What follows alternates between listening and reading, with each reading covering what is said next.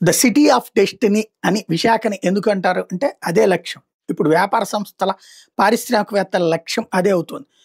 మొన్నటి గూగుల్ దగ్గర నుంచి చూసుకుంటే అంబానీలు, అదానీలు అందరూ అక్కడే కావాలని కోరుకున్నారు. ఇప్పుడు తాజాగా లారస్ ల్యాబ్స్ 5,000 కోట్ల రూపాయలతో ప్లాంట్ కట్టబోతోంది. విశాఖలో అధునాతన తయారీ కాంప్లెక్స్ కడతామని ప్రకటించింది. రాబోయే 8 ఏళ్లలో $600 మిలియన్ అంటే సుమారు 5,280 కోట్లు పెట్టుబడులు పెడతామని ప్రకటించింది. ఇప్పటి నుండి ఏడాదికి 1,000 కోట్ల రూపాయలు పెట్టుబడితో పనులు చేపడతామని చెప్పుకొచ్చింది. మెడికల్ పరిశ్రమలో ఫెర్మెంటేషన్ ప్రక్రియ కీలకం.